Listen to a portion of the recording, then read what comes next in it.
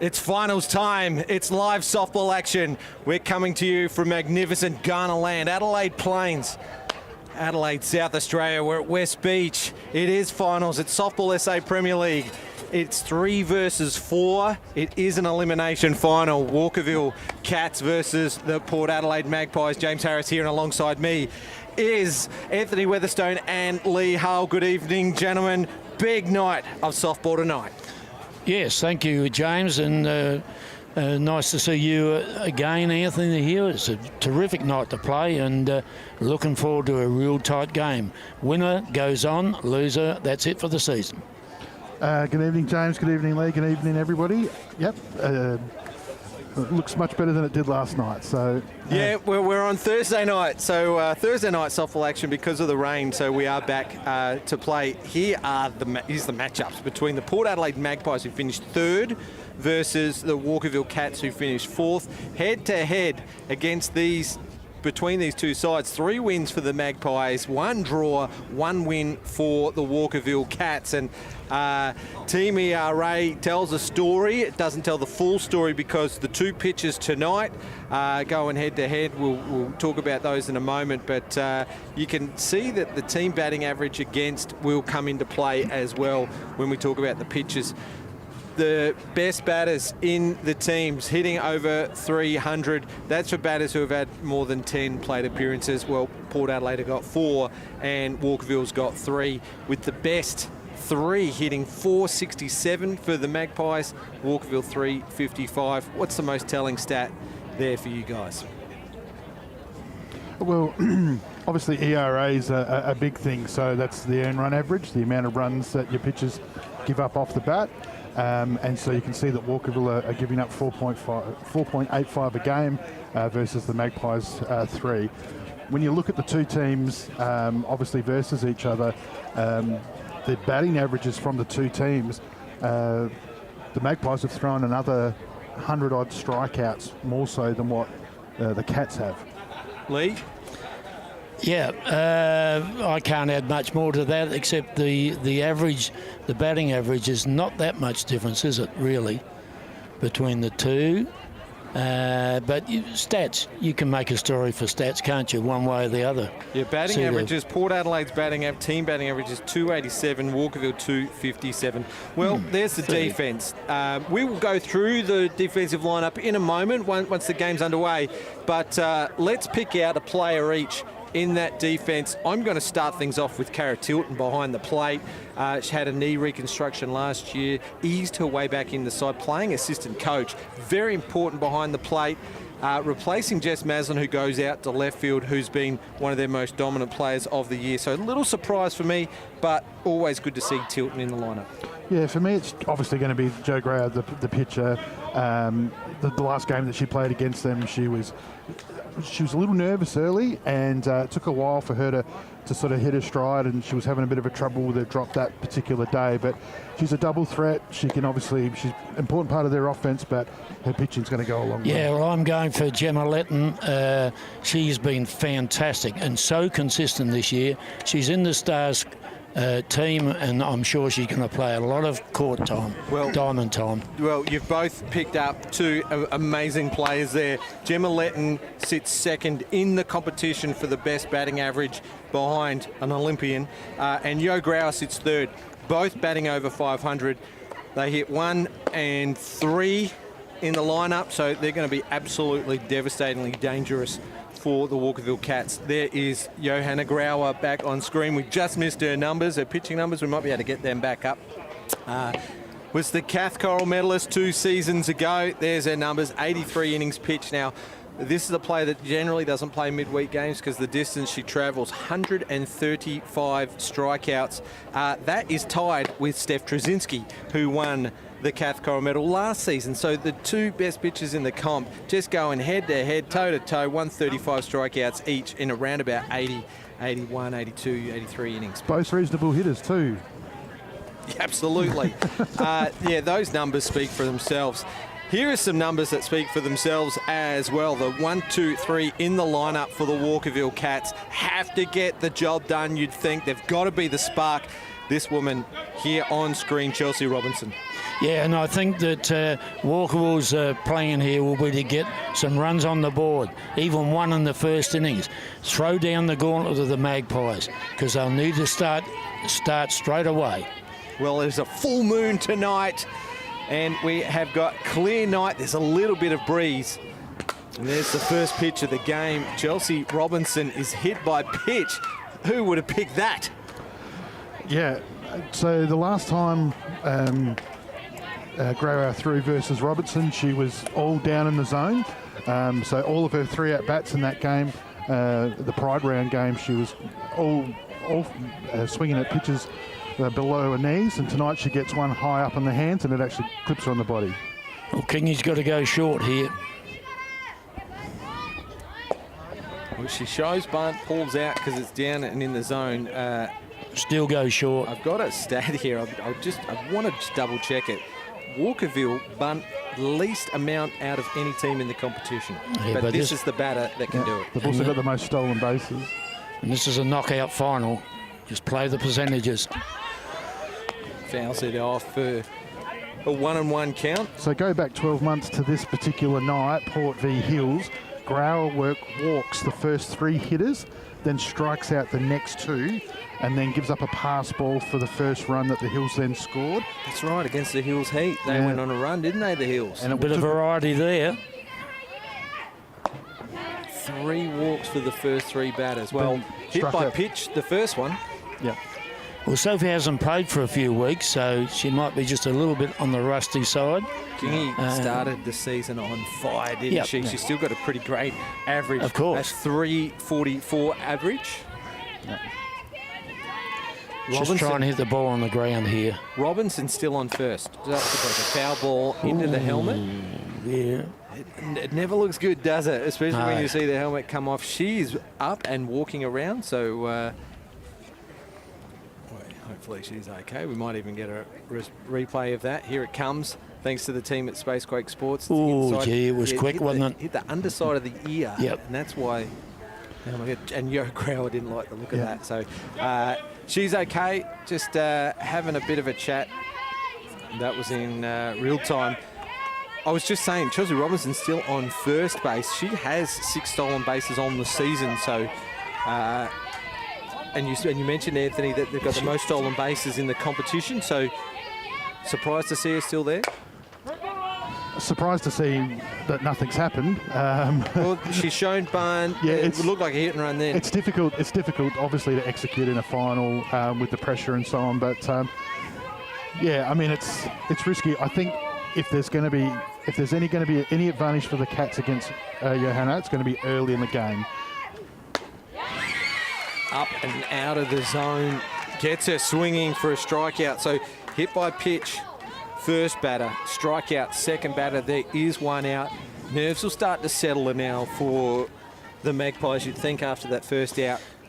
Yeah, this girl's been batting terrifically well, hasn't she, lately, especially against what we'd call the top pitchers. There's her numbers on screen, 344. Yep. 21 hits on the season and 10 walks. So she finds a way, 437 on-base percentage, second in the team behind Chelsea Robinson. This will be a good time to find her way then.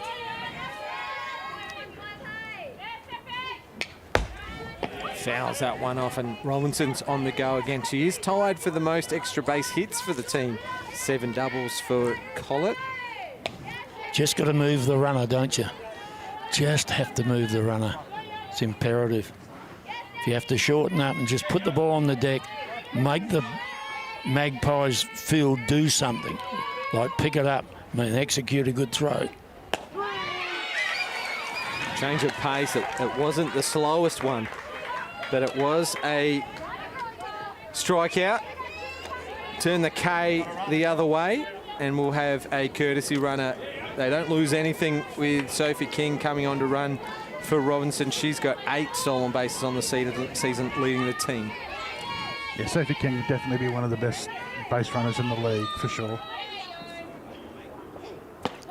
Dizzy G. Morales, a premiership player at Walkerville. Actually the top four have all played premiership. Is Steph Collett playing a premiership with Walkerville? I know she was here a couple of seasons ago in between her Not college sure, stints. but I don't think so, James. So That one gets away from Tilton, and King will have a look, turning around second, runner in scoring position.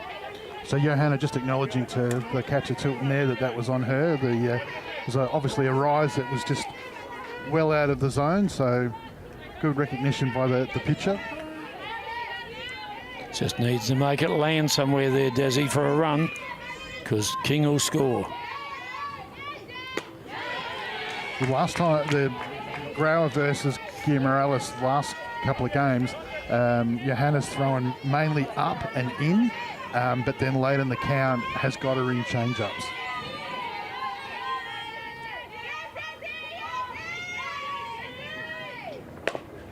Jams her. Grau will do the fielding and throws it across to Burr for the third out. We didn't get to that lineup, but we will next inning, Lee. Make sure of that. After a shaky start, a hit by pitch, Port Adelaide retire the next three Walkerville hitters. Well, it was a more positive start than last year, so that's one tick for Port Adelaide. Yeah, I mean, obviously Robertson gets on.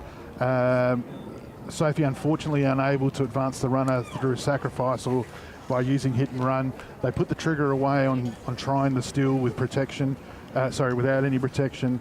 Then Steph Collette goes down looking, which is something I haven't seen, which is really weird, and Des just got beaten on a better pitch. So, yeah, more of a positive start there for Port. That's Amelia Dolphin on screen. She'll be missed for the Magpies lineup tonight because she is hitting 370 for the season, 414 on base average. So, Lee, she hasn't played the last few rounds. No, it's a fair while since we've seen her out there, and it's a shame because she was batting at number 2 behind the Riverland Roadrunner in Gemma Letton. So they had a very good 1-2.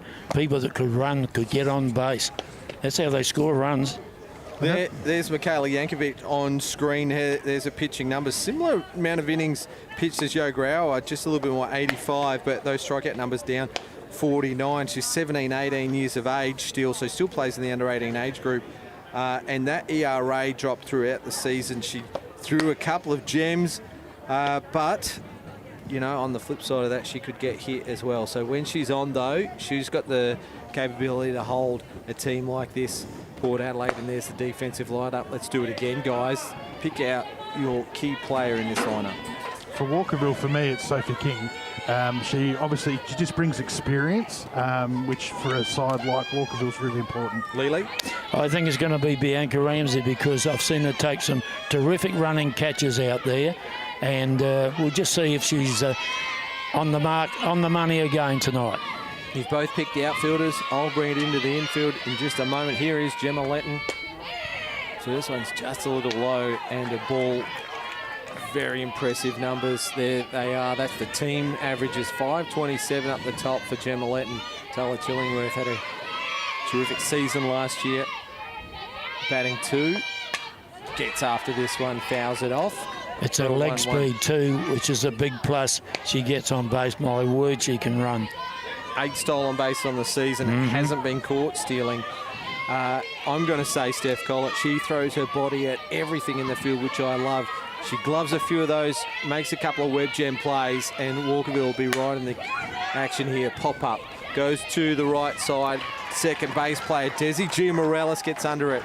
And that's a good catch from the veteran. Good start for Michaela. Yeah, an aggressive lead off by Gemma. She wasn't really looking predominantly just to get on base. She was looking, I think, more to make a statement there. She was very aggressive with the bat, which is a good thing. But now it falls to Taylor Chillingworth to be that first base runner for Port. Chillingworth's numbers 258, a little bit down on last year. I reckon she was around the 400 mark. She was really mixing it with the top players in the competition last year as far as batting averages go, but still with the 10 RBIs, contributing low strikeout numbers as well. She's had to come up in the batting order because Amelia Dolphin not being available, so somebody has to play at 2, and that's where Taylor finds herself. She had 3 hits against Michaela so far this season.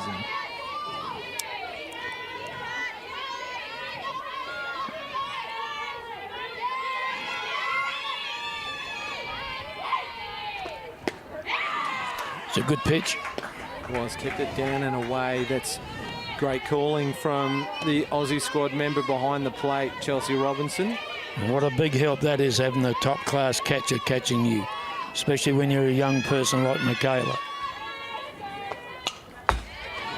Fouls that one off, and 1 ball, 2 strike count now. Yeah, so it's really important for Walkerville to get a positive start here. They need to keep Port Adelaide under wraps for as long as they possibly can.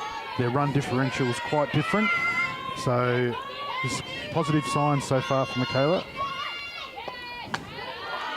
Out of the strike zone for a ball, and that's good calling from Chelsea Robinson. If Michaela can just get a little bit more control on that pitch, it'll really entice these Port Adelaide batters to have a swing when they're behind in the count like this. Like that. Yeah, good call, James. If Port Adelaide do have a weakness, it's their lower order so far since Christmas. Their last 3 haven't really put any great pressure on the field. So it's mainly been left to the top 6 to be dominant. So these are all really important outs early. Great pitching from Michaela. She went up 2 pitches in a row and then down and away for a strikeout. So that's her first strikeout of the night. Lee, if you could quickly take us around this Walkerville defence. Thank you. First base is Jenny Gray, Desi G. Morellis second, Sophie Roberts at third, and shortstop Steph Collette. Outfield left to right. Just waiting on this pitch. Growler goes first pitch. Erin Reid's got a job to do out there. Tracks it well and takes a good catch. Lee will come back to that in a moment. Yo Growler, very important outs there. 1, 2, 3 at the top of the order for Yankovic. I was just going to say how good that strikeout was, but to get Growler and, of course, Letton both hitting 500 plus in a 1, 2, 3 innings, you'll take that any day. Yeah, absolutely, especially in a final such as this. That's a really good catch by Erin Reid. She didn't panic, went with the flight of it, and sort of just kept her eye on the ball the whole time, and then set up for the catch. So important that the Cats defence do that all night long, because competitively the two, Port Adelaide have thrown 166 strikeouts for the season. Walkerville have thrown 60. So that means that Port Adelaide are getting the ball, Walkerville's getting the ball hit at them a lot more. So their field has to come up with a lot more of those outs. And I've got some information about the Walkerville Premiership players that are playing in this game. Robinson 3, King 3, Giamarellis 3, Roberts 2, Reid 2, Collette and Ramsey 1 apiece. That's a lot of experience in finals. And Port Adelaide haven't made a final yet in the Softball SA Premier League, let alone won one. So there's some great premiership experience, so finals experience in that Walkerville team, where we saw Port Adelaide in their first finals appearance last year in a while. They went out in the first game. So yeah, they didn't. 5 years before that, they didn't win a game for a year, Port Adelaide, and obviously they've backed their youth in, and now they're sort of at that point where they've been able to recruit what they've required at that point. So to go out to an on-fire Hills last year, whilst disappointing, this is their opportunity for redemption tonight. All the stats point their way. Lee, you didn't get that from Derek Roberts. I did. Yes, I was going to mention his name, but I thought he might get a bit carried away if I did, so I didn't. Fellow Softball SA Life member, Lee. Yes. What do you guys catch up for sandwiches or something? Is that we catch up for Hungry Jacks on Saturday evening after the games. But I don't think we'll see much of him coming down. The price of petrol and just coming down for one game, he'd probably be doing some official scoring, I would think. Yeah, he's part of our magnificent scoring crew. We've got Meredith and Jules tonight. Oh, there's plenty of them, and they all know what they're doing. Well, strike 2 on Sophie Roberts, who's in the box for the Walkerville Cats. So a couple of premierships for this young player. She went away with the Junior Aussie Spirit to a under-18 World Cup a couple of years ago. Gets her hands to it just opposite field. Slow roller for Neves. She quickly pounces on it and tosses it over to Burr for the first out.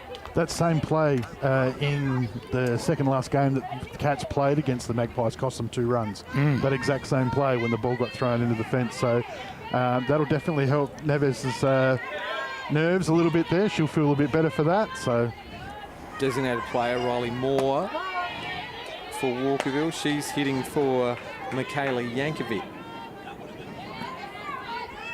Michaela's actually got a 287 batting average, but she has only visited the plate 14 times for the season. yeah, we saw that with Harper Bridley last week, didn't we, Lee? Where she was only batting, I think, 250 from 4 plate appearances, and she had a 3-run double. So she's batting 500 now, I think. So Harper Bridley hitting 571 batted twice in the one innings, the last innings. with 3 RBIs as well. Yeah. So magnificent softball talent coming out of Port Pirie. Geez, there's been some over the years, hasn't there? We'll see another one on Saturday. Neve Adams suiting up for the Falcons. Got some mail. I don't know if how reliable it is, but I've heard one of the top Sturt players won't be playing on Saturday. Wow. Due to COVID. That's interesting, because it could be a handful of players in that team. So that's hard to pick. But a big any player at this particular time of the year is a big loss. Well, we don't think they've still got Millie Fitch as well through the broken toes. Is that right? Is strikeout swinging for more. So 2 quick outs. Yeah, really impressed with Johanna so far tonight. The couple of the games previously, her drop was in the dirt a bit. Tonight, if anything, there's maybe a little bit of overcorrection. Her rise is definitely kicking really high, but she's throwing hard and she's throwing good spots. It's just been brought to my attention, James and Anthony, that Julie Priest said a man by the name of Andrew Priest is from Port Pirie. Oh, right. His claim to fame, under 19 successful coach, national coach, and motorbike rider. There's only 2 South Australians to have 2 national titles. Yep. Derek Roberts is one of them. Andrew Priest is the other. They're very good friends. Decade apart as well. Here's Bianca Ramsey. For the Cats, high and out of the zone. She started the season all right. Then she had a bit of a lull. They even Had an used her injury. as a flex, right? Yeah, Played for a little while. And then Yep. has come back this second half of the season. The batting average has climbed up to 237. A great middle order contributor. Swing and a miss this time around. You picked her as one of the defensive keys for Walkerville League. I did. As yet, we haven't seen a ball out there to her. I noticed you went for both centre fielders. They're good friends, those two. Oh, are they? Well, that's Letton just and Ramsey. coincidence, mate. Oh, good hands at the ball. Fouls it off to stay alive in the count.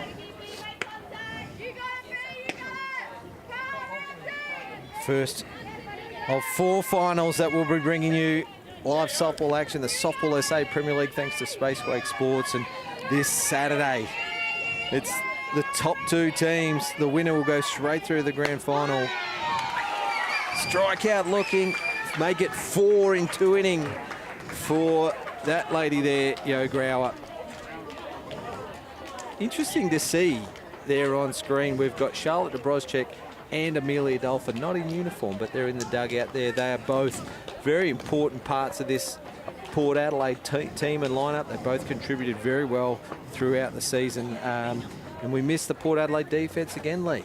Yes, we did. So we'll have to make up for that, James, next time round.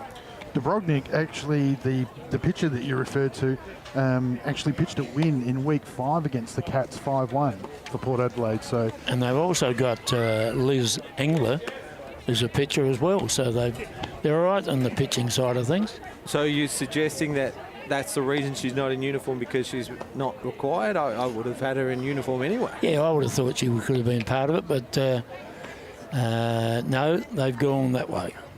I'll just go around the umpires if you like, James. And plate, it's Mr. Kevin, ambassador for the APY lands, and he's going up there again next week, I think. Season starts again very soon. I haven't finished his name yet, Tannabring. But thank you all the same, James. On first base, it's Brett the sleeve Tyler. Show us your tats. He's got a sleeve where his arm is full of... Yeah. Steve Tyler? No, Brett Tyler, just checking. And third base, it's the hyphenator of umpires, Steve Wallace Yarrow. Well, that segment is brought to you by Rockwell Funerals, because it will put you to sleep. It's the longest segment we have in the show, naming the umpires. Well, I was interrupted by somebody who's just had a child, and congratulations from the softball fraternity, James, to you and Jordan. Hello to Maeve. She'll be watching at home. Hi, Maeve. She'd probably pick up a few pointers here. I'm sure she'll be on the commentary team later in life. So no let up for Yankovic here. She's Maslin, Callahan and Burr to come.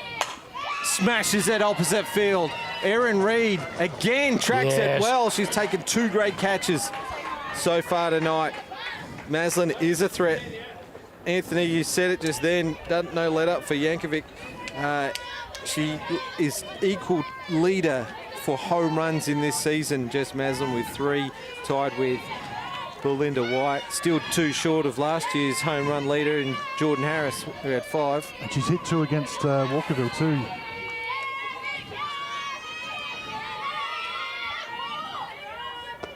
Yes, Erin Reid is tracking it down like a German short-haired pointer tonight, isn't she? She's really playing well out there. So Charlie's Callahan, she's had the equal amount of hits against the Cats as Maslin, who's the highest, with 8.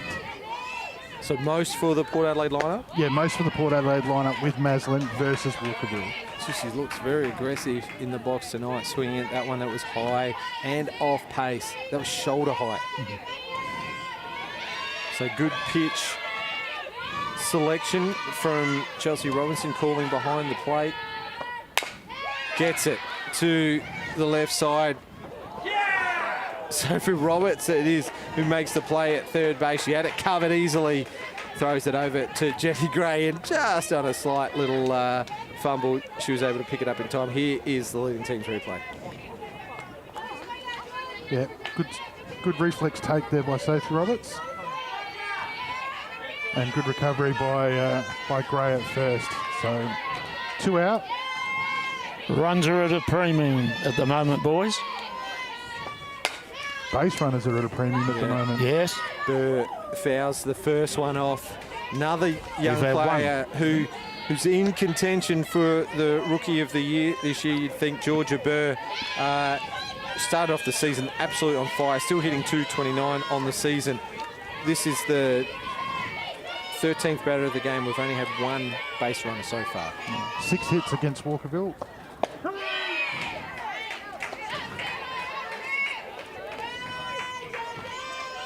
Both defences getting the job done so far tonight.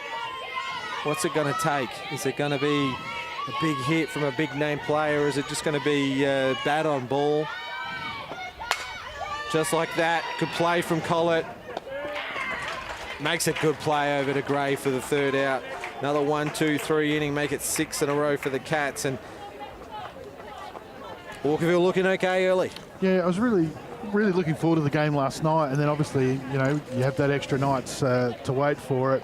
And the last time watching Walkerville play on the weekend, I confess I was nervous about some things. Some of their at-bats weren't great. Some of their field was a bit flat.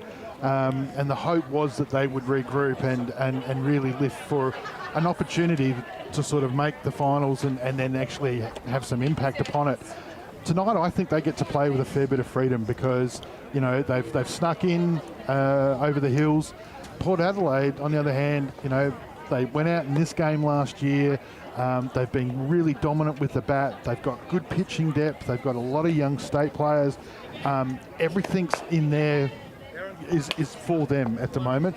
So now it's really just a case of how they actually rise to the moment, how they deal with that pressure. So it'll be important for them to sort of make sure that they can turn some offense, but also keep Walkerville at bay. I'm going around the diamond here, James. When you're ready. Go, mate. Right.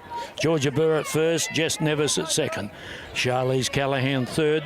Shortstop Taylor Chillingworth. Outfield left to right, Jess Maslin, Gemma Letton, Charlie Nash. Well, there's the Port Adelaide lineup. We're in the top of the third. This is Erin Reid batting 8 for the Cats. She was one of those players you read out before, Lee, with a premiership under the belt. There was a lot. It's unbelievable how many premierships they've had there with that group. So the experience is there, isn't it, James? Yeah, absolutely. And in finals, that's a blessing. Young talent, still got plenty of life left in this Walkerville team. You'd think if they can stay together for the next few years, they'll be up there each and every final series, you'd think.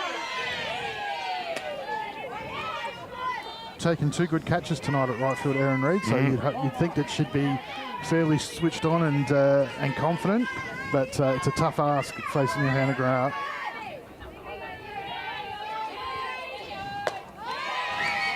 Strikeout number 5 for Grau. She's on tonight.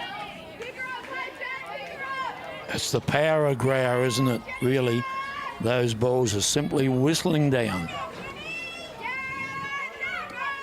She's like a tower in the centre, Grauer. That's not bad, James. You've been off the scene for a while. Very good. I like yours, the power of Grauer. Yes. This is Jenny Gray in the box for the Cats, and she swings aggressively at the first one.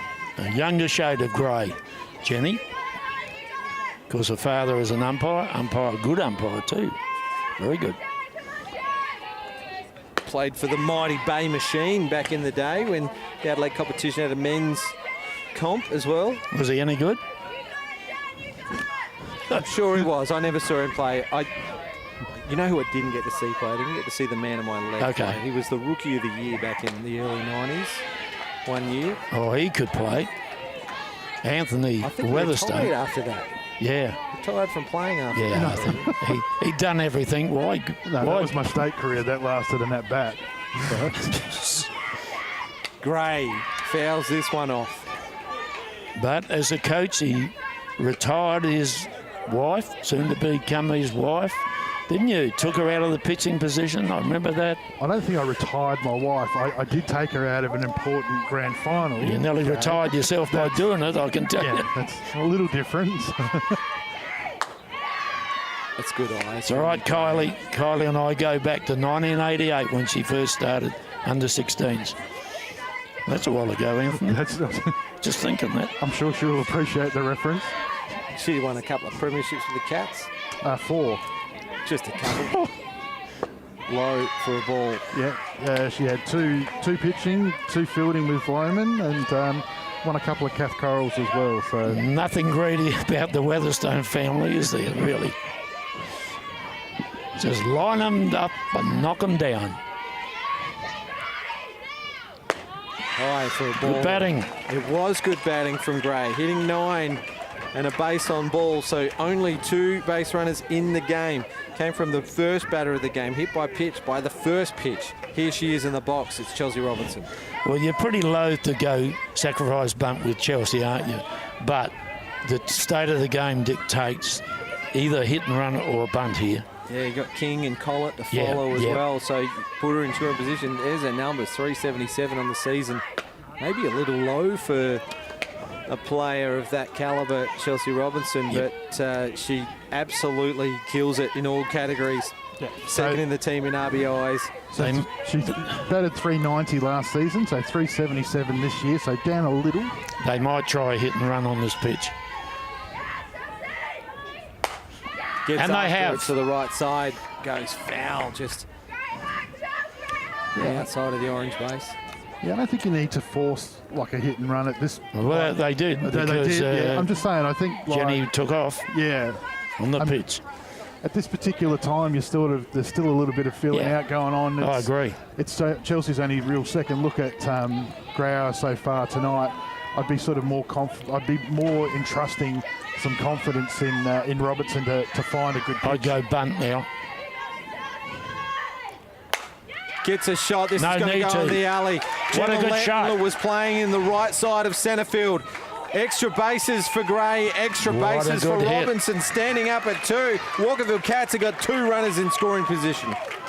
Wow, that's a great piece of the ball by an absolute quality player in a big game. And this is where you make your legacies. These are the games that people remember. So, but this will mean nothing unless they score one of these. How important was Letton to track that one down quick smart? She was playing right side of centre, so she had to hunt that one down. She's a flying machine, the road runner. Here's King. So Grauer got King on a swinging strikeout, and she got Collette on deck with a looking strikeout. So I would expect both hitters to be aggressive at this point. There's the leading team's replay of Gemma Letton getting the ball in quick smart. Sophie King, believe it or not, only 3 RBIs for the season. Limited opportunities with runners in scoring position, still hitting 3-3-3. Cara Tilton just does enough to keep that ball close. Yeah, that's a really solid block, and more importantly, keeping it around the plate. The Cats' first run that they scored in the Pride round game was a pass ball in a situation similar to the list. So Johanna's got to make sure that drop doesn't sort of become a risk. Yep. Gray, it's a slow roll. It takes off from third, slides in. It looks pretty close. Tilton had her foot fair and square in front of the plate. Question is being asked, so the umpires are going to come in together. Here's the leading team's replay. Yep. So she's coming in, just trying to have a look at the replay ourselves. Looks like she got under it, but it's a bang play.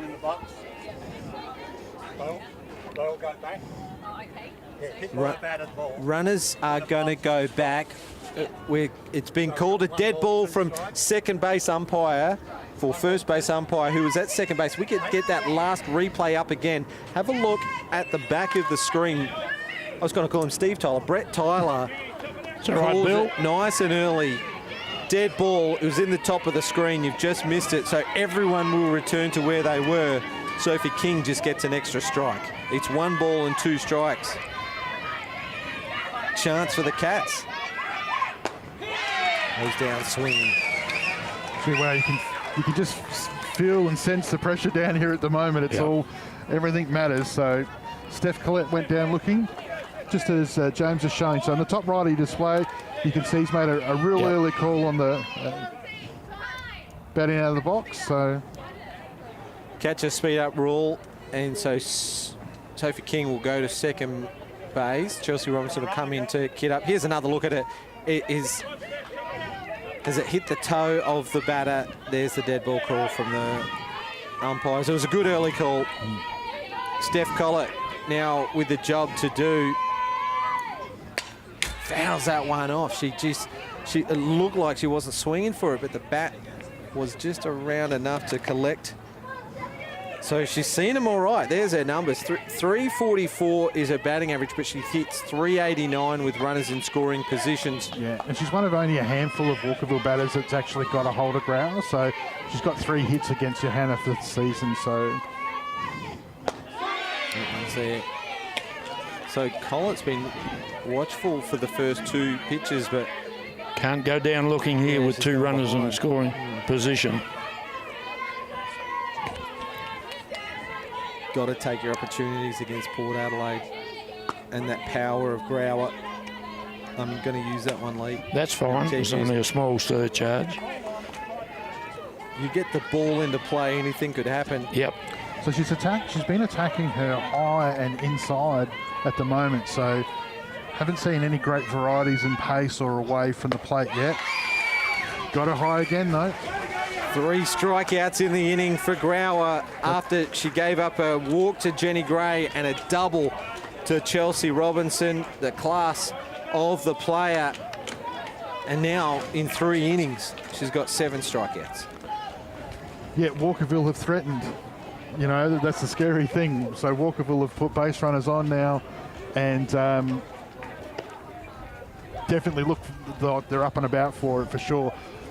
I would think, and hopefully an innings like that is what can maybe help stir Port into some action. As I said earlier, I mean, if there is a weakness in the Port lineup, it is 7, 8, 9. So, and that's what's coming up. So it's important that those batters, at the very least, are taking some pitches, keeping Yankovic out there as long as they can, and making sure they're at least tough outs, if not getting on. So this Port Adelaide lineup is probably as deep as I've seen it this season, though. Probably the only hitter that would be left out of this lineup out of regular starters would be Amelia Dolphin, you'd probably say. Yeah, Dolphin would go straight in. But the three that you're saying, 7, 8, 9, are Cara Tilton, Elizabeth Engler and Jess Neves. Tilton's a collegiate player. England's a collegiate player. Jess Neves has represented the Stars. Yeah, but, I mean, unfortunately, since Christmas, Engler and Neves are none for 29 with 5 walks. So, I mean, at some stage, they're going to need to repay that coach's faith. Tilton, at least, has been a tough out.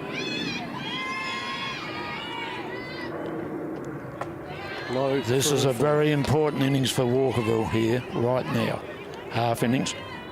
If Port can get somebody on and be in a situation where they're maybe at 1 out and you bring Letton and Co back to the line. Like Sturt did last Saturday. Again, low for a ball, so that's 2 low pitches for Tilton. And you said that, Lee, you were saying in pre-game as well, that Port have definitely got some speed sitting on their bench. So if that opportunity presents itself. Certainly has. Good time out here. Could. Good time out here by Chelsea. So Yankovic just started the bottom of the third with 3 balls.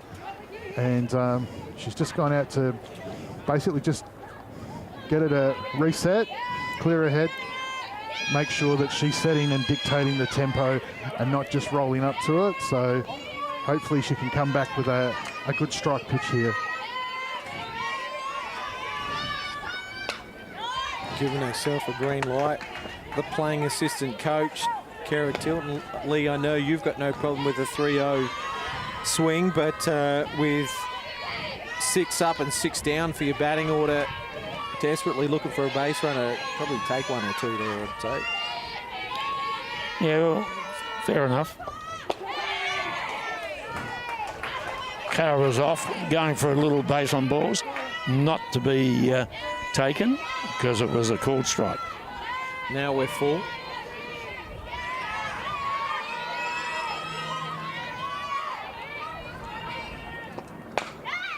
Great change, mate.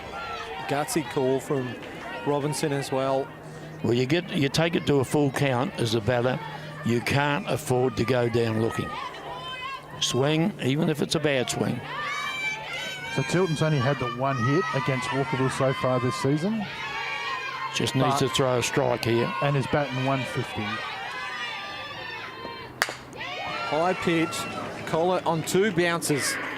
Fires it across to Gray for the first out. So she battled Tilton. She got to a good count and then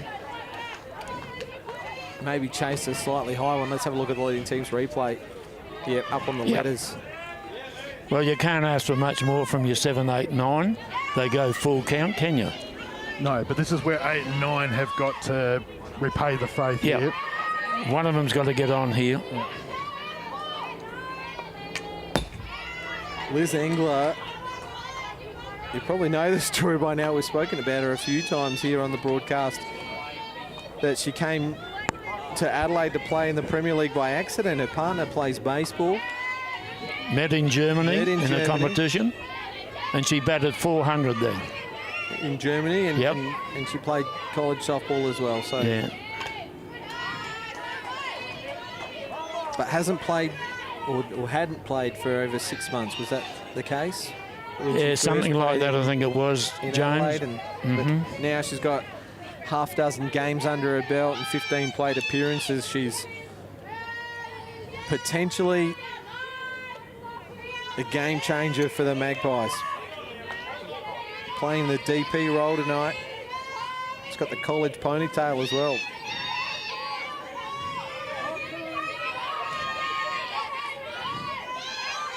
Crowd's very vocal all of a sudden.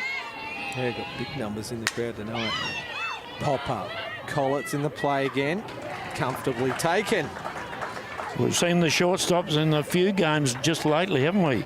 Really dominating with plays, outs.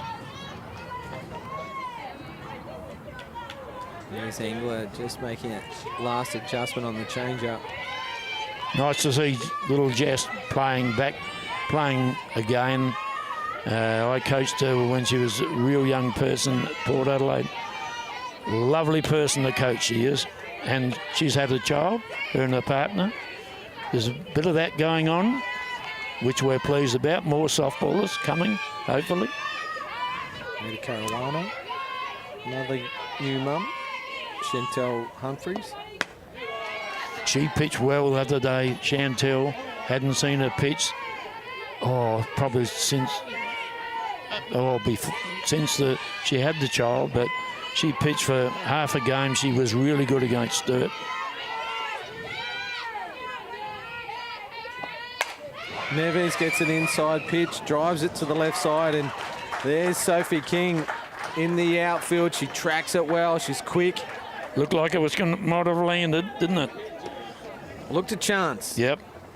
But make it 9 up and 9 down for the Magpies here after 3 complete innings in we call it the first semi-final. It's an elimination final either way. Yep. Same horse, different jockey. Yeah, good catch by Sophie King, watching it right into the glove. So, I mean, I think importantly, at least 3 tough outs in that situation. Yep. You sort of, Tilton fought the count right out. Engler looks like she's just going to explode at any time real soon. But we're unfortunately running out of time in the final, and that's the best piece of ball that I've seen Neves hit since Christmas. So, hopefully that's a sign of things to come. But both coming through, Walkerville are in the middle of their line. Port's going to come back through the top of their line. We're in the middle of the game. Everybody's had a look, so the game's sort of settled down now. So, time to find out who can actually make the necessary adjustments in the way that they're approaching the game, and just try and play it one base at a time, not try and be that person. Yeah. So, first pitch swinging for G. Morales, a pop up. 3 of them that were in contention to raffle that one off, and a good catch taken in the end. So, quick out. So yeah, it's about trying to approach it as that, one base at a time and build pressure. I mean, Port were under a bit of pressure last innings and we're good enough to get out of it. So just trying to recreate that. Good catch, just watching the replay there. A good catch by Callahan, calling the pitcher out.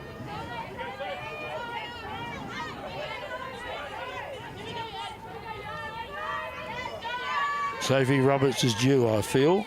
Could be this innings. Fouls that off 286 average and leads the team again for Walkerville Cats. I could be corrected if I'm wrong. I think she's led this Walkerville team in RBIs every season since we started collecting stats. That's no surprise. Powerful girl, can really put a motor on the ball.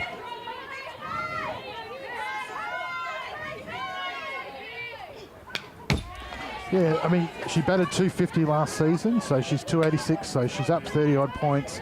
But since Christmas, that number was actually higher. It was up in the low 3s, and unfortunately, it's just been on a gradual decline since. But too good a player, you think, to be not getting it too often. That said, against Steph on the weekend against the Eagles, had 2 very challenging at-bats where she got beaten outside the plate.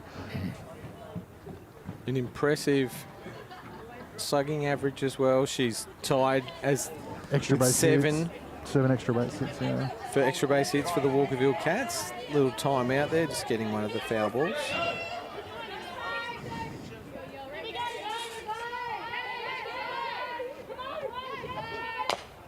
Staying alive in the count. It's 2-2.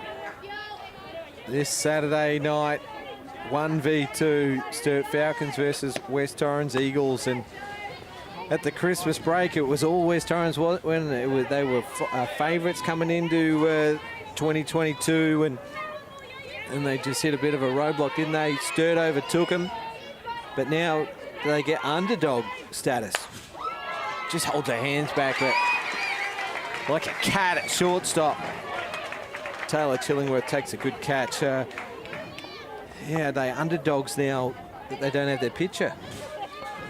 Yeah, I think any side that's got led by Bell White is going to give you a contest regardless of how many players are out, though that it would help. Good piece, like Sophie's kept her hands back on that last pitch where she's just flied out to shortstop.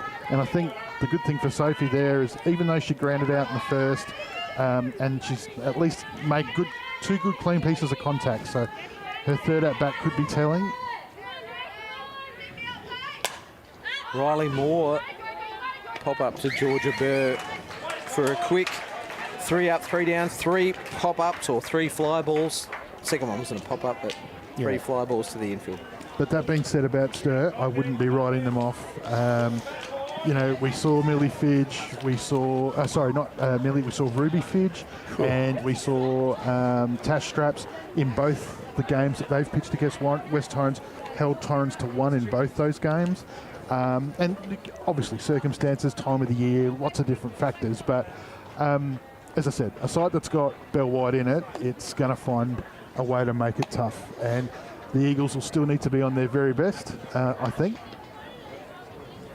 Well, I've gone with the Eagles, as you know, as everyone knows, from prior to Christmas. And I'm sticking with them because I think while Steph is in the team and while she's pitching well, they've got a big chance. But what you said about Sturt is exactly right. They find a way to win. Hills had them down. They were 3-1 down, Sturt against Hills. Last chance, come in, Rachel Tonkin got on, and then the big guns come to the party, and they won 4-3. So mighty effort from the Hills. They threw everything at Sturt, but whatever team beats Sturt are going to win the flag to me. I think it's going to be Eagles. Bottom 4, Gemma leading off Port Adelaide for her second at-bat of the night. A very important time in the game here. Yankovic still doing a pretty good job in the middle at the moment. Port haven't created much opportunity so far. Running bunt, surprise bunt. Roberts comes across, what a great play. She charged in, she took it on the run, makes that throw over. It was a powerful throw to Gray. And Gemma Letton, one of the quickest in the league. Let's have a look at the leading team's replay. We saw umpire Tyler have a good look at it. Here's the reverse angle. Great call from the blue. And a great play from Roberts. That is a sharp play. Probably the player of the night, I would think, so far. I think I'd still like my 500-plus hitter to take some pitches and find a good pitch and put the ball into play. I think it's definitely got a place in the game, and she's got speed. But the Port people were probably thinking that the coaching staff were probably thinking nothing's happening, nobody's getting on. Let's try and get some base runners on. Well, nine batters have gone up and 9 have come back. So they haven't created anything yet. But let's try something. Let's make something happen. See if you can make something happen.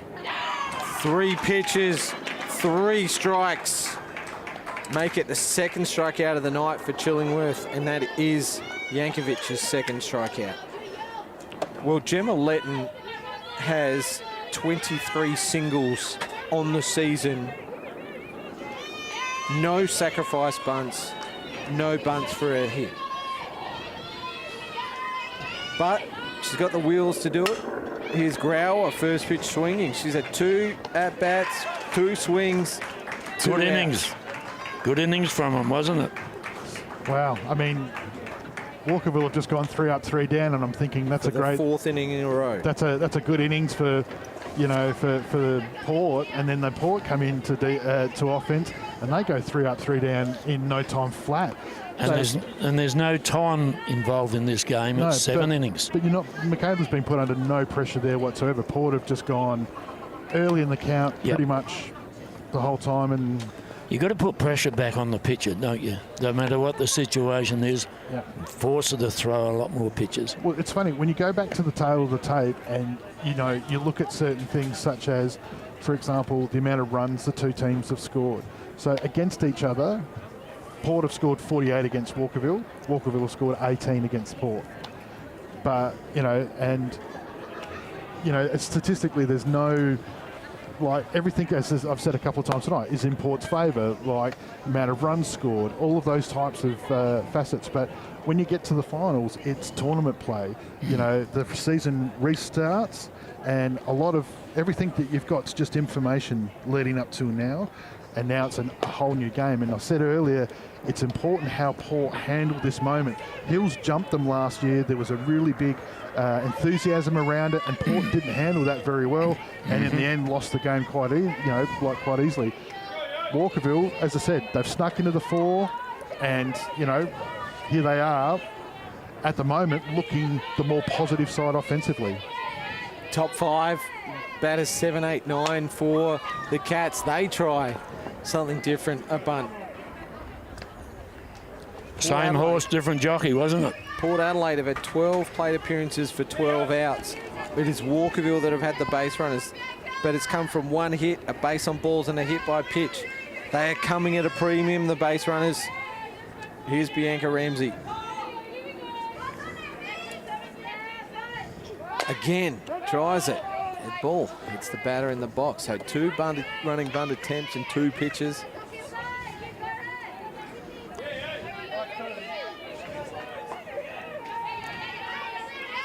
Something's got to give in this game. Yes, it usually does, doesn't it? When there's no time involved.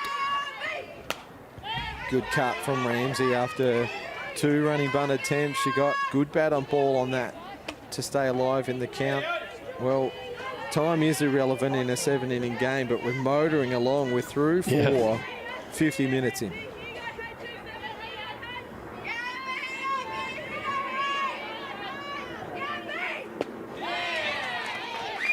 I'll tell you what, if it goes to a tie break, it's going to be very, very interesting where they come out in their lineups. That could have it's obvious to say it, but that could have a really huge influence as to where they are. It's just crazy at the moment. I mean, Yankovic is pitching amazing. She's doing a great job, but at the same stage, then Paul aren't making her work for it. So, running bunt attempt. Erin Reid this time. Well, like both of you have made good arguments to try something different or to go back to your hitting game. But Grauer is just so hard to get away. She's thrown 8 strikeouts already in this game. Yeah. But, I mean, if you're struggling with a particular pitcher who's dominant, like Walkerville versus West Torrens on the weekend against Trzynski's dominance over Walkerville through the season is ridiculous. Johanna's over Walkerville isn't in the same, I suppose, league as that regard. Fair point. But there are different things that you can do. It's not just a matter of if we can't hit it, then just bunt. It's about, shortening up, standing back in the box, standing up in the box, changing, certain mechanisms, taking away some of your power and focus on just trying to hit the ball into the green. I mean, you watch Colette when she's hitting these balls into the corridors, she's not overextending when she does that. Well, there's enough on the pitch, isn't there? There's enough pace on the pitch. Yeah. She's doing the work, you just do the guiding. Yeah. And simple from here. I mean, as I said, the Cats have looked more threatening, and yet batters 2 and 3 for Walkerville in King and Colette, their 2 best hitters, have both had 4 strikeouts. 9 on the night for Grauer.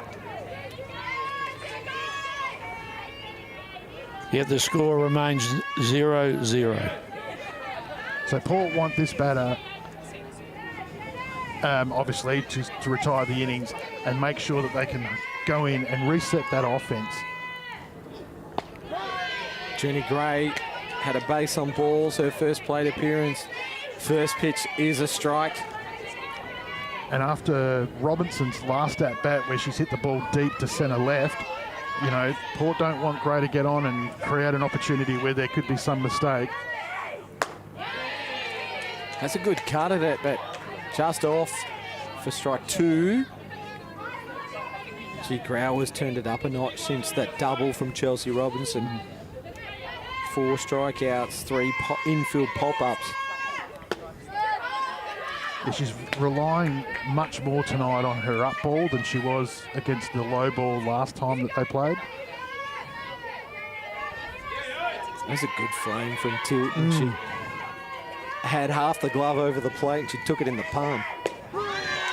Strikeout looking. Third time that's happened tonight, not to that particular hitter, but the Grauer's got somebody doing that on the inside. And the game's so tight, you can't afford to go down looking. No, the players should be recognising that if we're getting called on the inside, if it happened once, it shouldn't happen multiple times. But double figure strikeouts for Grauer with 10 through 5, and well, Port Adelaide do have an opportunity.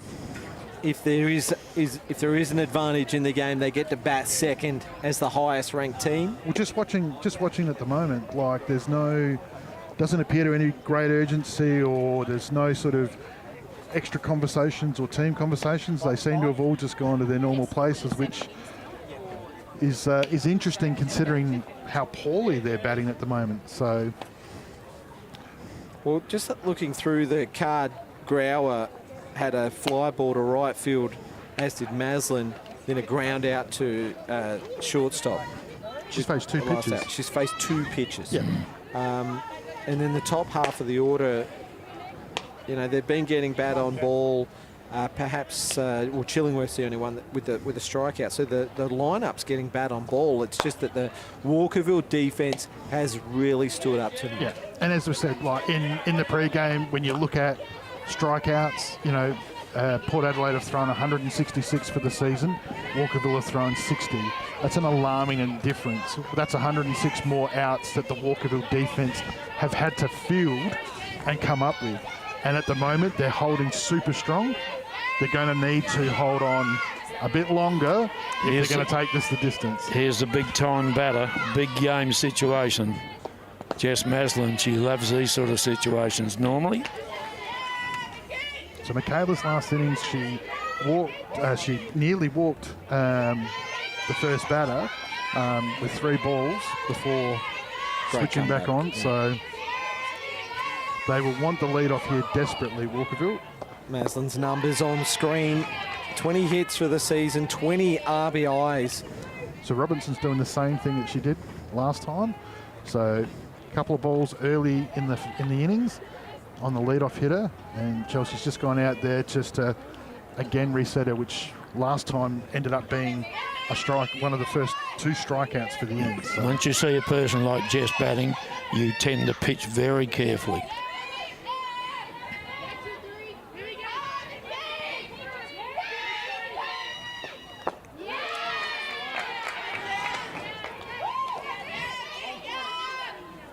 Three big home runs from Maslin. It's pretty obvious, though, they're not throwing into those zones at the moment, but they also don't want to give up a free base runner. There's that one down the middle, Wee. Yeah, hasn't got much. Yeah, well, that's what I'm having the free hit there, I think, James. As I've said many times before, it was just sitting there for a batter like her with her power. It'll go. And it has. Well, a hard hit to down the left line. She's going to go for extra bases. The left field was deep. Sophie King maybe come off the glove of Roberts. It was a hard hit shot. It's going to go down as a double.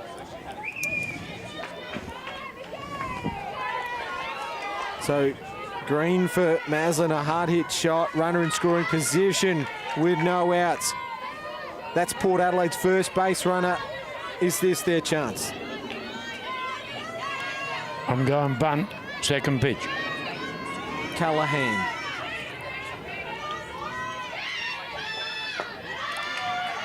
If I had speed on the bench too, I'd be making a change so that if there is, like, I mean, Michaela's thrown 4 balls in the dirt so far this innings. Yep. If there's something loose at the plate, I'd want probably my fastest player on base to maybe try to make something of that. Well, the fastest player for Port is Zoe Thompson, known effectively as the Lightning McQueen of the Port Adelaide side. Well, that's what you want, is it? Yeah. She's really quick. I was talking to Coach Lucas today, and he said she's the quickest one there. Oh, what a surprise. Second pitch. Third pitch. Third pitch. Oh, I'm sorry. Out by 1. Just check your front foot here. It's right up the front of the box. And plate umpire Tanner Brings just had a little whisper to Callahan then. They've got to, I mean, we see it happen so often, but some of these hitters in that situation, absolutely pushing it right to the limit. And the stance split too. I remember Belle White used to do that. She used to get right up the front of the box, and her front foot would be half a foot outside the box by the time she made contact. But the pitches are getting lower, but they're the easiest ones to put down as a bunt. The ball's already on the down. I don't have a speed gun with me, but it's noticeable this innings that Michaela's lost a yard in pace here. Trying to guide it. Bounces over the head of Roberts.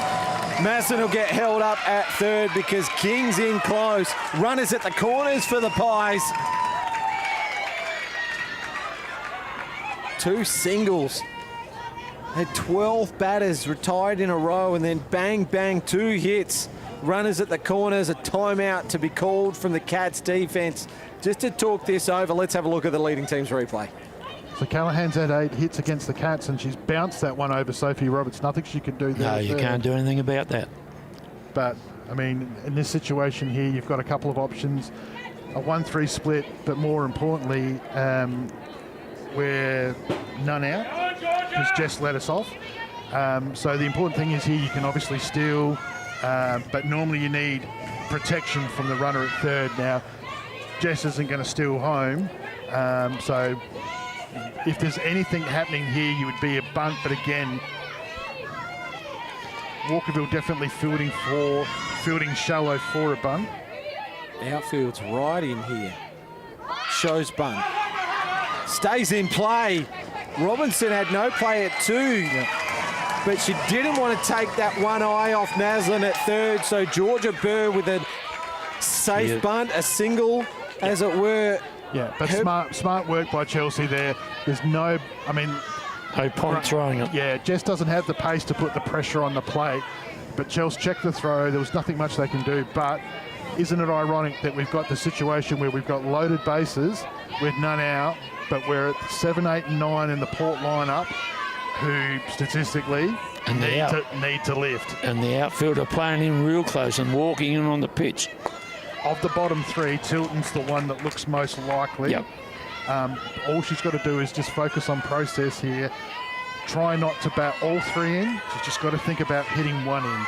Just find space, put the ball there.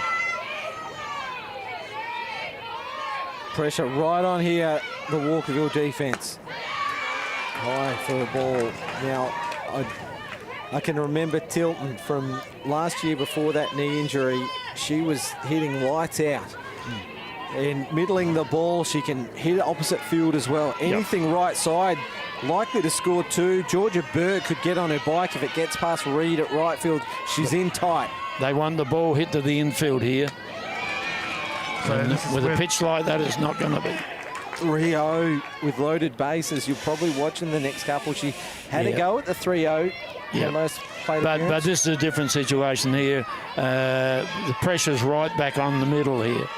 So just keep watching it. It's a lot of Take a couple of pitches. A lot of pressure for a young kid, I know that. Yep. But she's been good all night. Just needs to stay strong. That's a good comeback for somebody so young. But I mean, I think we talked pre-game, Lee, about going through the lineup multiple times. It was going to be important as to when Walkerville might make that pitching change. Now, I'm not seeing any activity that would dictate that there is a pitching change on the go, but must have the ball hit to the infield here. Yes, she did. That one, but Tilton just fanned at it a little and strike two, so we're back to a full count. So but it's a great turn it back because she's got it to full and put real pressure on. Now they need to keep the pitch low, get the ball hit to the shortstop, get the runner coming home. We've not seen a run yet this final series. We're in the bottom of the fifth. Oh, Over the head of Ramsey, the ball went. Callahan took off. She saw that it was going to clear. Burr will stand up at third. Tilton stands up at two. Port Adelaide strike first. A two-run shot from Tilton. There's the leading team's replay. 4 consecutive hits for the Magpies. Throw was off target as well. yeah. So only one batting 150 for the season, but so important that she's been a tough out in their first at-bat in the innings. So as Lee would say, what is it? How does he say it? Message earlier, Sam? Repeat of earlier message. Gee. So can we make sure that Gemma Letton, can we make sure that Johanna Grauer see what she's done? The number 7 hitter for Port, she's taken some pitches and she's found the one that she wanted rather than just sort of committing too early. Great piece of the ball. Now Port have got to either, it's still none out. They've got to make the most of this opportunity because they're top of the orders, 2 batters away.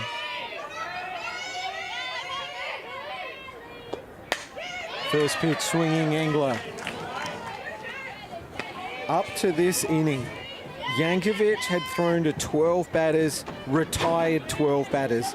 In the bottom of the 5th, in a deadlock game at 0-0, Maslin, double. Callahan, single.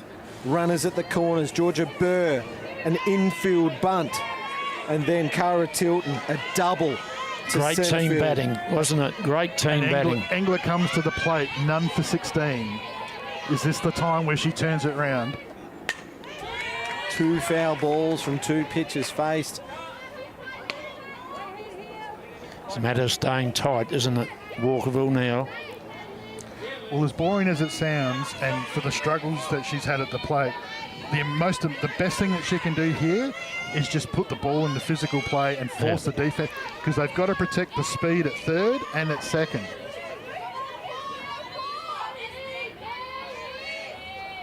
Change up.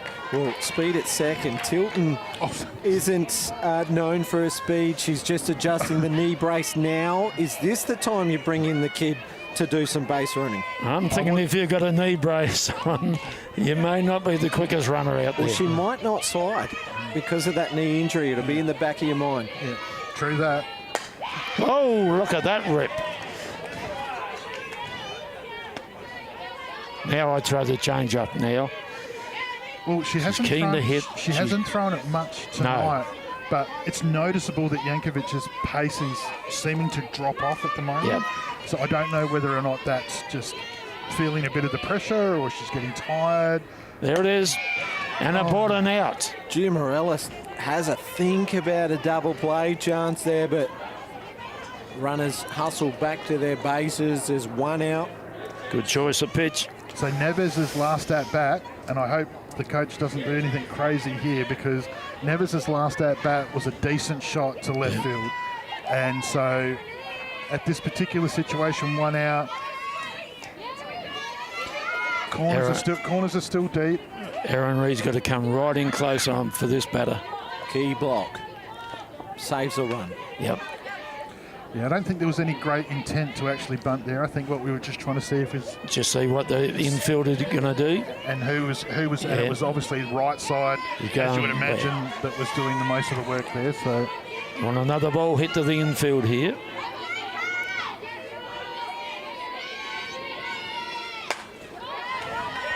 Foul ball from Neves.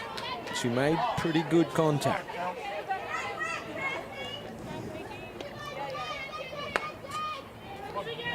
Four hits in this 5th inning.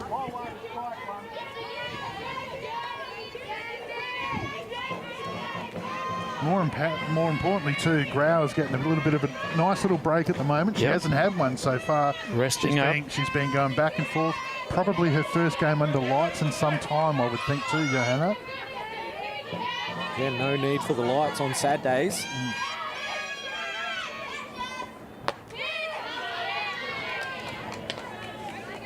It's protecting the inside is where most of those edge pitches have been getting called tonight. I'd throw change up again now and see if she can buy another out. Yeah, the outside edge has been a bit colder in regards to getting people out, and Chelsea's adjusting for that.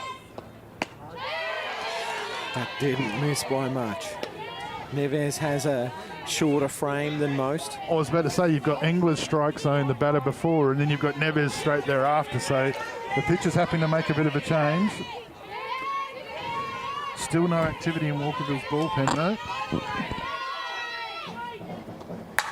Neves. What a good shot. The 5th hit of the inning. A single up the middle. It's an RBI. It's run number 3. And Walkerville coach Andy Collett calls timeout. They're going to have a chat. Well, the idea was all right for Walkerville, wasn't it? Get the ball hit on the ground. Unfortunately for them, unfortunately for Port Adelaide, Jess's hit went up, straight up the middle. Well, here comes Riley Moore. She's the DP, so she'll come in for Michaela Yankovic, and we'll get her numbers in a moment. And she'll face the top of the lineup. So Michaela Yankovic, still in the under-18 age group, has pitched an absolute beauty in this elimination semi-final up until the 5th inning, and the second time through the lineup is always going to be dangerous, but we'll see Riley Moore. Yeah, I said no activity in the bullpen. They must have already come out of it, because here she is. And look, this is hindsight. Unfortunately, making a pitch and change can be one of the hardest things to do. You want to hold it as long as you can. In hindsight, it would look like it maybe should have been done a couple of batters early, but from somebody that's changed his wife in a grand final, like I'm probably not the subject matter expert on pitching changes. It sounds like you've lost some sleep over that change. There's Riley Moore's just numbers every on night of the screen. week since 38 innings pitched, and although the strikeout numbers look low with 10, she's got a pretty good ERA of 3.5. Yep. I would have thought 4 runs might have been the limit for your starter. There is still runners in scoring position, of course, but I think the change has come at the right time. Michaela Yankovic's thrown very well tonight. Well, it's not ironic that it's the 3rd time round for Port's lineup. You know, literally to the batter. This is batter 19. So, but pitching changes they can make or break you. So, and also the pitcher coming in's got a huge job. I mean, Riley's going to be fresh. I think she's probably got a yard in pace. Her changes can be a little obvious when she throws it. But more importantly, she's giving the Port Adelaide hitters something new to look at, and they have to readjust to it. Well, you won't keep a person like Letton down all night. This is danger time right now. Letton, good play from Roberts. Well done, Sophie Roberts. Got a hard hit. She had to stretch up high for it on the backhand side, and perhaps in that motion that ball took her in to her right-hand side. Let's have a look at the leading team's replay. She dives to make the tag out on Tilton. Yeah, great play. Yeah. If she's tagged her on the shoulder, then it's for sure. If it's the foot afterwards, not so much. But yeah, Cara was thinking about going back, and by the time she got back, she was out. So didn't Port out and Walkerville need that out? Yep. Yeah. So Taylor Chillingworth, two strikeouts tonight. Well, she gets up for a change-up. It's going to go in the alley. Oh, great catch! From Bianca Reps. She came out of nowhere. I was watching Erin Reid at right field. She was making good ground, and then all of a sudden a chest mark at centre-half back from Bianca Ramsey. Great football reference. Yeah, love that. Yeah, look, you're right. I must confess I was doing the same. I was watching the right side, but yeah, that's a good catch, and more importantly, an important catch in the sense that both runners were well and truly gone at 2 out. They were motoring, and a spill there, probably both would have scored. So, but yeah, so here we are. Now we go into top 6. So Port Adelaide 6 outs from moving into a preliminary final, and if they get there, a prelim final that I think they would actually have a little bit of confidence. They'd both beaten West Torrens and Sturt. They beat them twice each throughout the season. So, and we saw what the Hills did last year coming from where they did. So anything's possible there, considering some of the personnel changes you've been referencing to. But the advantage for Walkerville right now, last time, top of their lineup, Chelsea Robertson, they couldn't be in a better position to lead this off. It's now or never, isn't it? Yeah. So now it's just a matter of taking what she's learnt over the game so far and putting that into an at-bat.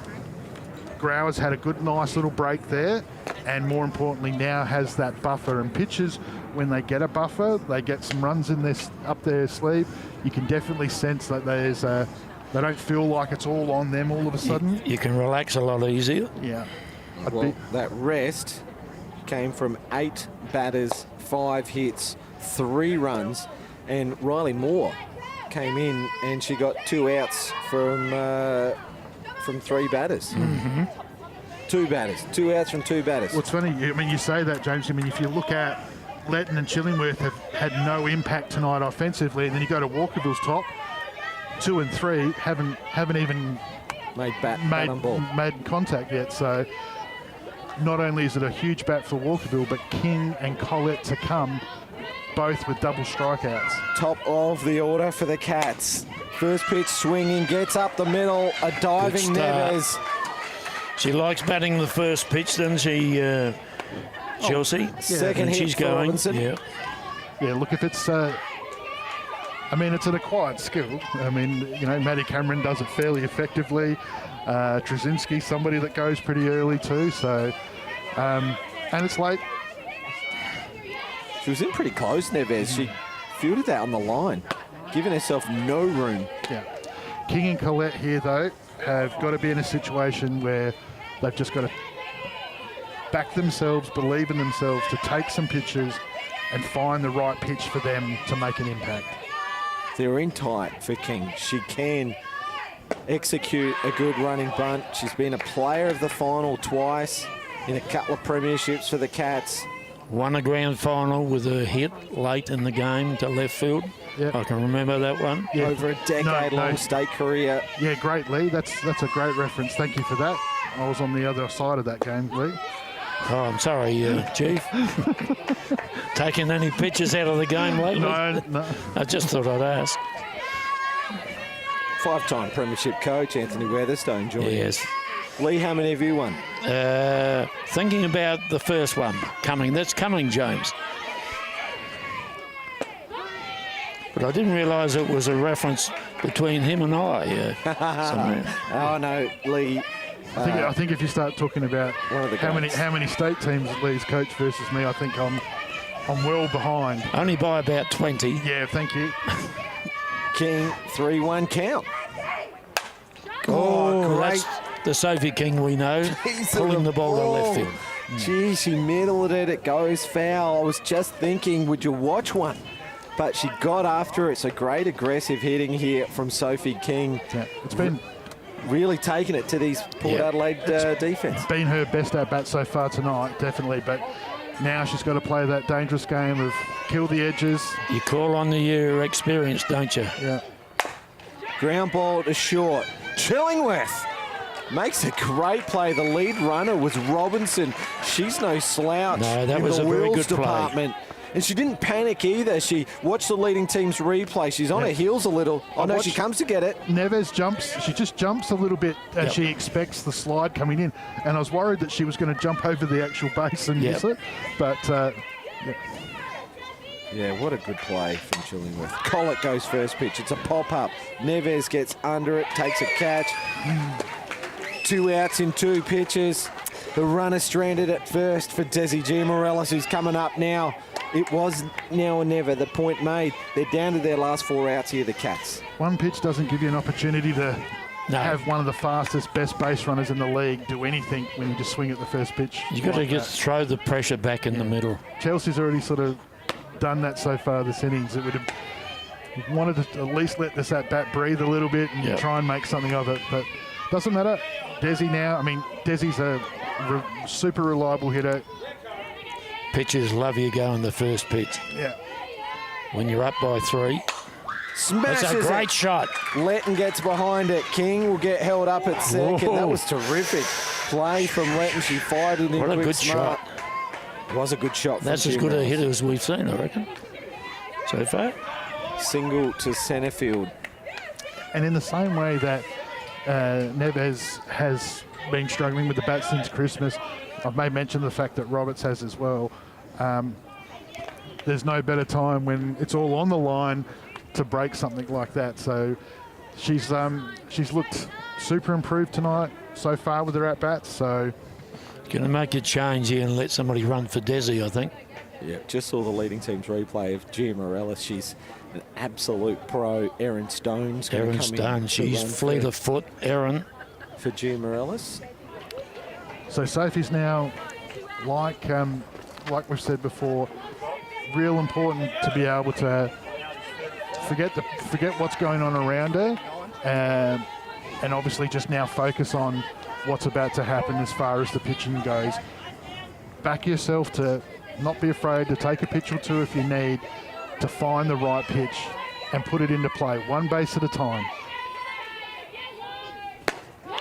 Good cut from Roberts. Well, any bat on ball, the runners will be going. If it breaks the infield, King will score. Yeah, beyond the Bell Whites of the world, Sophie King would be Steph Trzynski would be another. It'd be Amber Hood. It'd be hard to find a better base runner on second in this situation, because anything on the green here, Sophie will score. Currently playing. Currently playing, of course. My biased opinion. Yeah.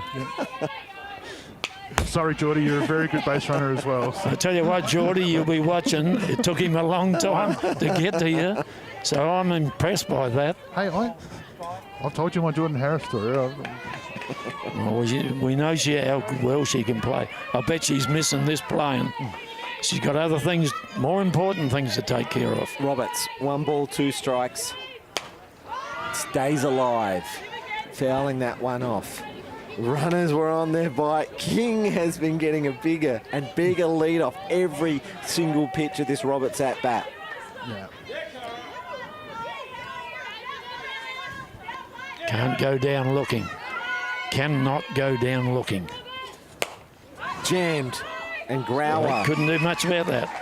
will take a comfortable catch. So Walkerville Cats threaten again. They've probably had the most base runners. They've got 3 hits, a couple of walks that are hit by pitch, and failed to score, failed to capitalise. Well, can the Magpies stretch the lead out a little bit? Walkerville down to their last 3, but they've got to get through this inning unscathed. Yeah, real important now. Coach Colette's brought Walkerville together here. Obviously asking for,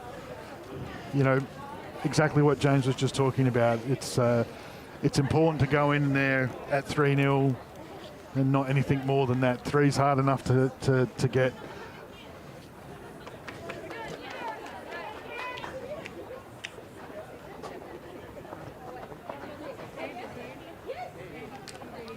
So Rolly Moore came in at the top, halfway through the 6th last innings, replacing Michaela, and had an instant impact for a couple of quick outs.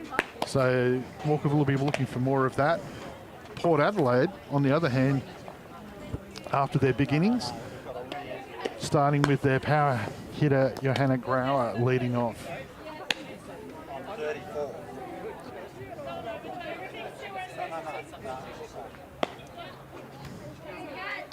Thanks to everyone who is watching on social media, Softball SA Facebook page, Spacequake Sports YouTube channel.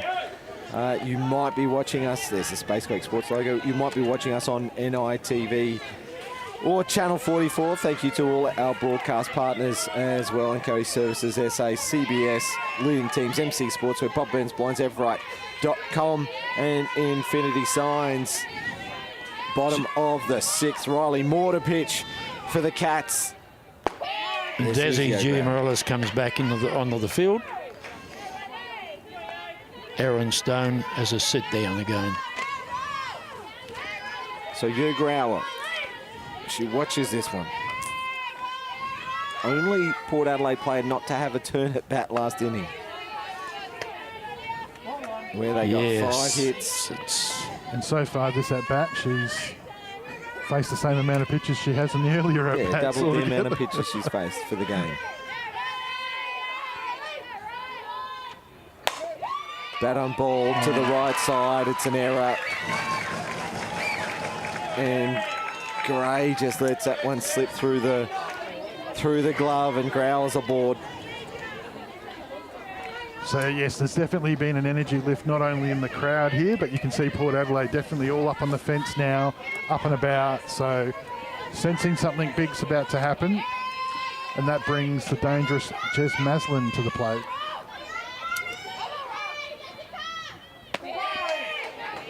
So we're seeing something different now, aren't we, from Riley Moore? That change-up comes floating in. Jess Maslin has 20 RBIs for Port Adelaide, leads the team in that category. Yo Grau is second with 15. So you look at last year, Neves, Letton, Grauer, Chillingworth, Forrester, Callahan, Williams, Strapp, Dolphin was the team that lost.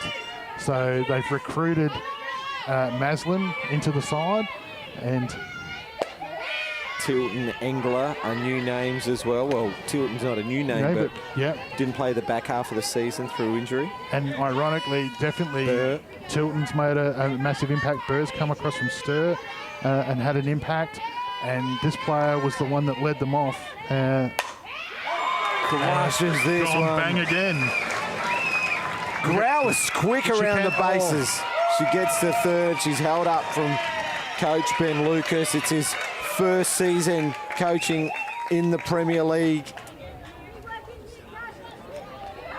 What a cracking shot from Maslin. Let's have a look at the leading team's replay. Just smashes it, nearly takes out Wallace Yarrow.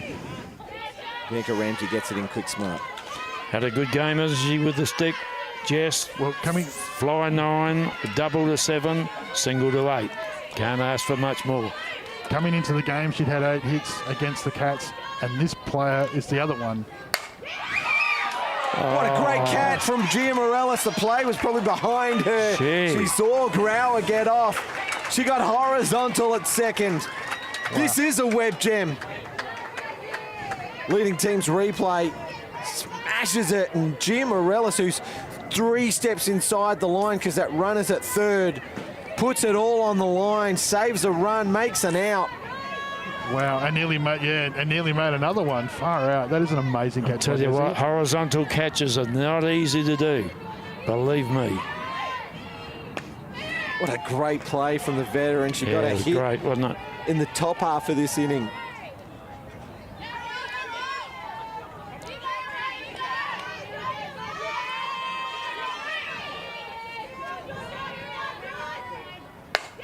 Burr finds a gap.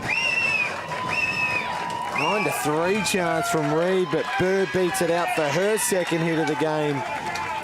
Maslin to second, but Grauer scores. Yeah. Good batting. Good team batting. Yeah. Didn't try and score everybody at once in one shot. Just wanted to make a good piece of contact into space, and that's exactly what she's done. And she scored herself an RBI in the final. Georgia Burr, 229 batting average, but with runners in scoring position, hits 381. Discipline. Very, very handy for someone so young. Here's the player that broke the game open last inning. 2 RBIs with her cracking hit over centre field.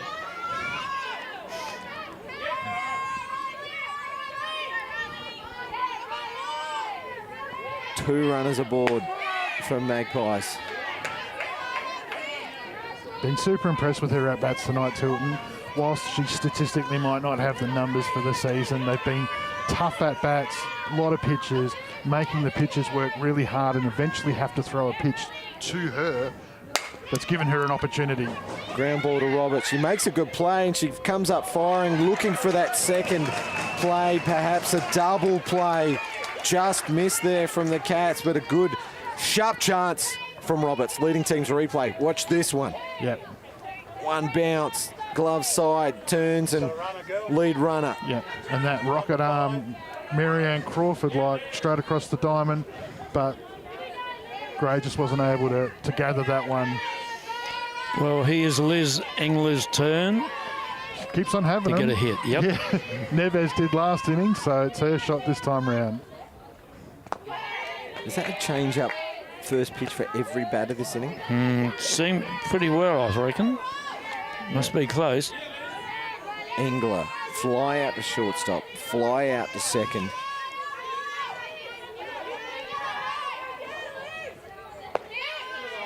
It's a good 1-2 punch, isn't it? To throw that change up first pitch and then she just comes in with that quicker one down and in. Yeah, just needs to do a better job, unfortunately, of disguising that change up.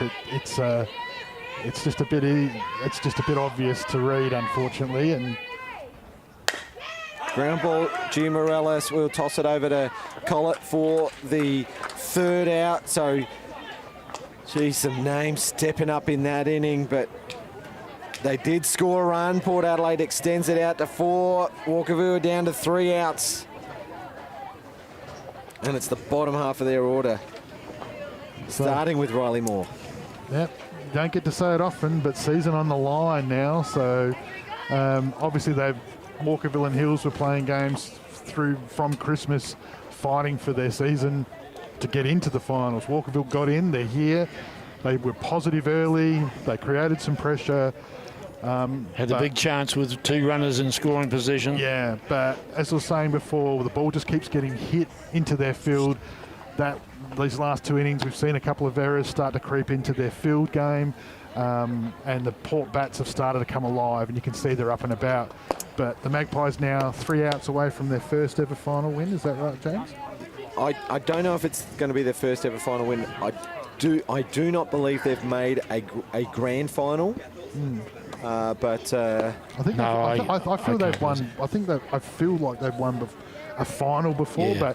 but A final. Yeah. But I think the important thing for this group is that coming from a side that struggled 5 or 6 years ago to be in this position last year where they probably were the favourite, and now to be in this situation right now they just need to close it out.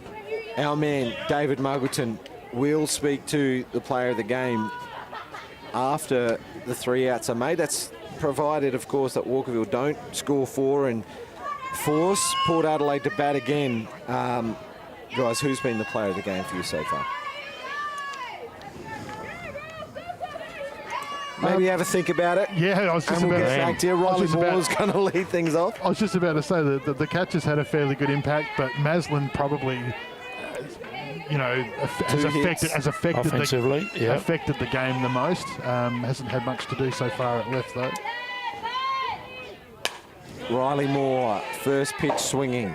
Grauer's been much better on the mound than her last couple of trips against the Cats. It's just that her early batting's probably maybe taken her out of that. Burr's been good. Well, she swings second pitch as well, and a ground ball to Neves for the first out. RBIs in this game have come from batter number 6, Georgia Burr. She's had 2 hits for the game. She's scored a run and has an RBI. Good clean game at first base. Cara Tilton, 2 RBI double in the 5th inning. They were the first runs of the game. And Jess Neves hits 9. Yeah. RBI single. I think the important thing is, and especially in a final, and it's always weird how you look at it, but Maslin was the one that started it. In that innings where she came in, she led off, she got on, and then she went on with it. But Tilton, just as important. Ramsey Swing and a miss. What about this lady on screen? Johanna Grauer for Port Adelaide. 10 strikeouts on the night. They came in the first 5 innings. Ground ball to Burr, and Walkerville are down to their last out.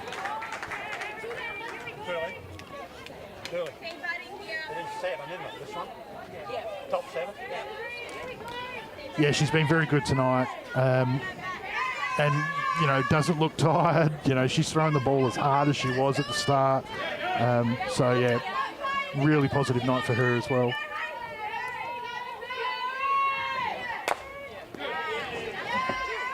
Reed in the box for the Cats, fouls the first one off. So first pitch swinging is obviously the message for the Cats in this inning. Don't leave anything in the dugout.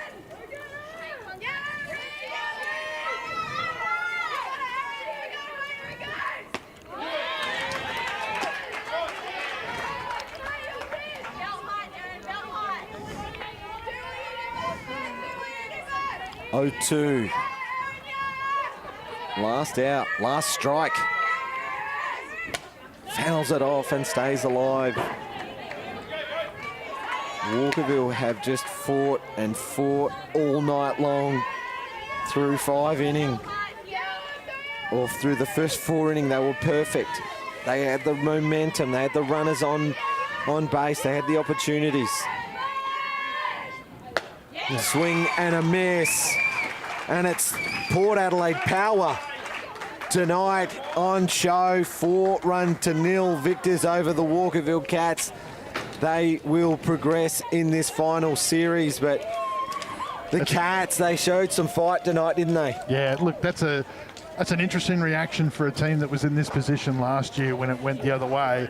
And the celebration there was very, very businesslike. That was like not to be content with just this. We've actually got more to do. Work to do, right? 11 strikeouts for Johanna Grauer. And you know, for mine, she was actually probably the key for this Port Adelaide side. I know you mentioned Jess Maslin, she got things going. I would say Grauer for player of the game, but Jess Maslin, like you said, Anthony, got things going offensively, because up to that point, it was 12 up and 12 down. Yeah, Tilton also. Tilton was instrumental as well in that. So, but look, tonight was so important for Port Adelaide. They had to win. They had to validate their program. They did that tonight, and they've taken that step. They've got over the scars of last year, and they've gone straight into it. So here's David with a couple of the stars from the Port Adelaide team. Thanks, guys. All right, I am here with the first 2 Port players that I interviewed way back when. Now here we are, preliminary final bound. How does that feel? Feels good. I haven't played one in a while, but feels good. Good bunch of girls. Comes out hard against a really, really formidable opponent in Walkerville. Came out hard, and we were lucky to get over the line there. Now, it was 0-0 for quite a while there. Like, what were your thoughts when you were heading into those last few innings? Just go hard, play our game. We've seen these pitches before. It's nothing we can't do. They're great pitches, but we can also hit them, and that's just the name of the game, I guess. Now, you haven't played under lights here at West Beach very often. How was that for you? It's definitely been a while. I think it's been exactly a year at this point since finals a year ago. So it's a bit different, but not ready for it. So. Now, different catcher to what you've seen for most of the season with Tilton back in the lineup. Has that changed how you deliver your pitches at all? I don't think so at all. I think Jess did a great job throughout the whole season. Kara and I obviously have a good connection. She caught me for about a year and a half. But obviously Jess did amazing throughout the entire year. So. Now, do you have thoughts on this Saturday's game? Is there anyone in particular you'd prefer to lose? I mean, we're going to have to beat both of them anyway if we want to win the grand final. So whoever it is, we'll take them next week. What about you, Jess? Who would you much rather be seeing next Wednesday? To be honest, I'm in the same boat. I'd rather play either of them. Like, yes, I'd love to come up and get Sturt and be a really good game, but West Torrens is going to be just as good of a game as well. No worries. Well, looking forward to seeing you girls back in the action next Wednesday for the preliminary final. Thanks, guys. Well, Port Adelaide will face the loser of this Saturday's second semi-final. It's played between top of the table Sturt Falcons and second place West Torrens Eagles. we will take a couple of minutes just to do a preview of that game. Leroy, you've got your eyes on the Eagles, and tell us how's it going to Tell us why. Yeah. Well, I think the two main things I think about the Eagles' chances is their pitching. Steph, as good a pitcher as we've seen here, since Vanessa Stokes, I would think, I guess.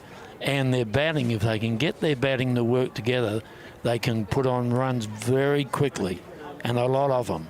They come out, they hit hard. They're extra base hitters, the Eagles team in the batting, and I just think if they can get on top, and let's face it, are we sure Millie's going to be pitching? Millie Fidge, we don't know. Ruby Fidge, magnificent the game she pitched, and Tash Straps has given Eagles a lot of trouble over the years. So, I still think the Eagles. I'm sticking with it. Yeah, I mean, I think the advantage that Sturt have is that Belle White, when she trains, she sets standards, and her standards are insanely high, and I think that obviously breeds across their group, which is, Maddie Cameron was already a gun as well. Sarah Tonkin is a great player, Millie Fidge. Yes, there's going to be some personnel questions, which we're not going to know until Saturday, but it's that 5, 6, 7, 8, 9 of Sturt. Because of those standards that somebody like Belle White sets, they all contribute, they all chip in, they all do their thing, and they're not a side that gets flustered or gets rattled. They just stick with it. They've come from behind a couple of times this season. They're never beaten. That's the thing with Sturt. That's their main claim to fame. And they're never beaten. The game is not over until it's finished. Dominant pitching obviously in finals is a massive plus, of course. But I think there's an offensive game that they have that Sturt can flip to long hit, or they can play a short game if they need to chase that run. It always seems to feel like it's in reach. So, as I said, if I've said it tonight, if Belle White's leading the team, if Maddie Cameron's in the team, you're going a long way to, and they've obviously got runs on the board recently too with the past finals that they've played. So there's going to be a bit of pressure, but I think it'll be a great contest. That's the exciting part. We're going to see a really good game, I think, on Saturday night. And it's going to be perfect weather. They've got some big hitters, both teams. And that will be the massive clash. The winner books their place in the grand final. The loser will have to face Port Adelaide Magpies, who tonight really put Walkerville to the sword, didn't they? They just did not stop playing. They played hard their entire game. Just Maslin said it in the post-game interview with David Muggleton. They just went hard, and they stuck with it. They ended up winning 4-0. Take nothing away from Walkerville Cats. Their season might be over, but gee, they fought hard tonight. They didn't look like they were going to make it there for a little while, but they got some tenacity about them, the Walkerville Cats. They'll be back next season for sure, but Magpies will have another game in 6 days' time. We'll be back next Wednesday for the preliminary final, the loser of this weekend's second semi. So, guys, that'll just about wrap it up. Any closing comments at all? I'll let you say good night. Great. That's a great finals game of softball, I think. So good night to everybody. Look forward to Saturday. Yes, good night, everyone. Well done to the Port Adelaide Magpies. Winners tonight, 4-0 over the Walkerville Cats. We'll see you on Saturday.